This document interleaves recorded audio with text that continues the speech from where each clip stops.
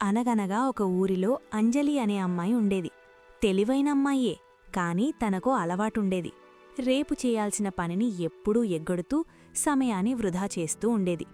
ఈ విషయాన్ని గమనించిన అంజలి తండ్రి తన కూతురికి సమయం విలువ తెలియజేయాలి అనుకుని ఒకరోజు సాయంత్రం అంజలి వద్దకు వెళ్ళి ఇలా అంటాడు. అమ్మా అంజలి, నీకో చిన్న విషయం చెప్పాలి.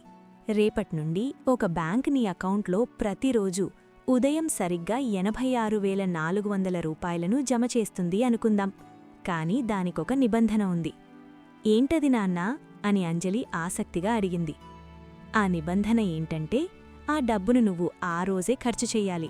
ఒకవేళ ఖర్చు చేయకుండా మిగిలిపోతే రాత్రి 12 గంటలకి ఆ మిగిలిన డబ్బు మాయమైపోతుంది. మరుసటి రోజు మళ్లీ కొత్తగా 86,400 రూపాయలు వస్తాయి.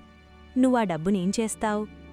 అంజలి వెంటనే, ఇంకేం చేస్తాన్నాన్నా, ఒక్క పైసా కూడా వదలకుండా నాకోసం, మన కుటుంబం కోసం, ఇతరులకు సహాయం చేయడం కోసం ప్రతి రూపాయిని జాగ్రత్తగా ఖర్చు చేస్తాను అంది.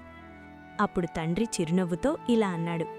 నిజమే కదా తల్లీ, కాని నీకు తెలుసా, అలాంటి బ్యాంక్ అకౌంట్ నీ దగ్గర ఇప్పటికే ఉంది. దాని పేరే సమయం. మనకు ప్రతిరోజూ దేవుడిచ్చే నిధులు 86,400 సెకండ్లు. రాత్రి నువ్వు నిద్రపోయేలోపు ఆ సెకండ్లను నువ్వు ఎలా వాడుకున్నావో నీ ఇష్టం. ఒకవేళ నువ్వు వాటిని సరిగ్గా వాడుకోకపోతే ఆ సెకండ్లు మళ్లీ తిరిగి రావు. అవి నీ బ్యాంక్ అకౌంట్లాగే మాయమైపోతాయి. నువ్వా సెకండ్లను కోపంతో గడిపినా, బద్ధకంతో వృధా చేసినా అవి నీ జీవితం నుండి శాశ్వతంగా వెళ్ళిపోయినట్టే. అప్పుడు తండ్రి ఒక పెన్ పేపర్ తీసుకుని ఆమెకిలా వివరించాడు. ఒక సంవత్సరం విలువ తెలుసుకోవాలంటే పరీక్ష తప్పిన విద్యార్థినడుగు, ఆ సంవత్సరం విలువ తెలుస్తుంది.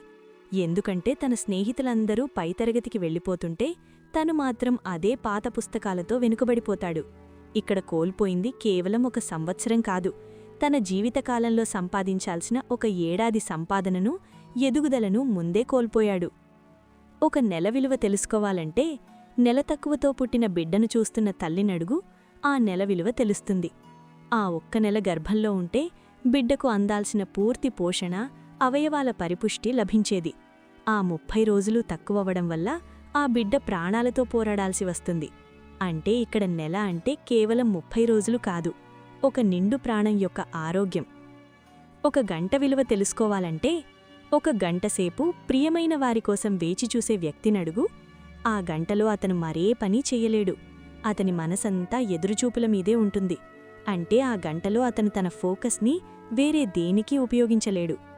ఒక్క నిమిషం విలువ తెలుసుకోవాలంటే ఒక్క నిమిషం ఆలస్యంతో ట్రైన్ లేదా ఫ్లైట్ మిస్ అయిన వ్యక్తినడుగు, ఆ ఒక్క నిమిషం వల్ల వేల రూపాయల టికెట్ డబ్బులు మాత్రమే కాదు, ఆ ప్రయాణం ద్వారా అతను అందుకోవాల్సిన ఒక ముఖ్యమైన ఇంటర్వ్యూనో లేదా ఫ్యామిలీ ఫంక్షన్నో శాశ్వతంగా చేజారిపోతుంది. ఒక సెకండ్ విలువ తెలుసుకోవాలంటే త్రుటిలో ప్రమాదం నుండి తప్పించుకున్న వ్యక్తినడుగు, ఆ సెకండ్ విలువ తెలుస్తుంది.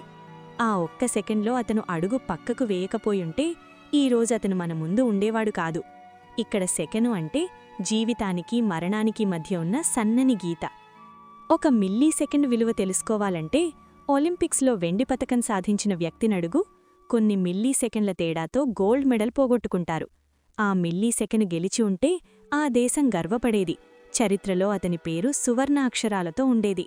ఇక్కడ మిల్లీ సెకను అంటే గుర్తింపు మరియు అత్యున్నత విజయం మధ్య ఉన్న తేడా. గుర్తుంచుకో అమ్మా, డబ్బు పోతే మళ్లీ సంపాదించుకోవచ్చు, కాని గడిచిన కాలం కోట్లు పోసినా తిరిగిరాదు. రేపు చేద్దామనుకోవడమంటే ఆ 86,400 రూపాయలను చెత్తబుట్టలో పడేయడమే. నీ కాలాన్ని దేనికి ఖర్చు చేస్తున్నావో ఆలోచించుకో. ఆ మాటలతో అంజలికి సమయం విలువ అర్థమైంది. తన బద్ధకాన్ని వదిలి ప్రతి క్షణాన్ని సద్వినియోగం చేసుకోవాలని నిర్ణయించుకుంది. సమయం మీ ఆస్తి, దాన్ని వృధా చేయకండి.